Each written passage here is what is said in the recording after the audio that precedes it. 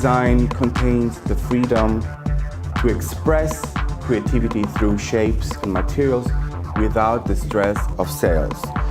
On September 9 in 2013, I decided to write a letter to the director of the Fashion Museum in Hasselt. I wanted to speak about the evolution of prêt-à-porter and how it has overcome itself and has become something different.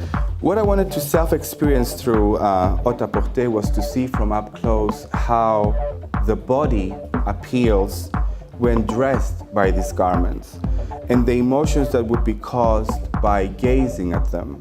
And this is partly the essence of exhibiting fashion. The chance for older objects to be offered the ability to breathe again as parts of a new story, of a new theory. But also for the clothes themselves, that once they are behind the walls of a museum, they're to be treated as human bodies with attention, devotion, love, and care.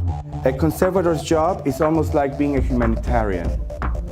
Only now, for the sake of knowledge and for the future generations to find these clothes and use them as tools to learn from. Thank you, guys.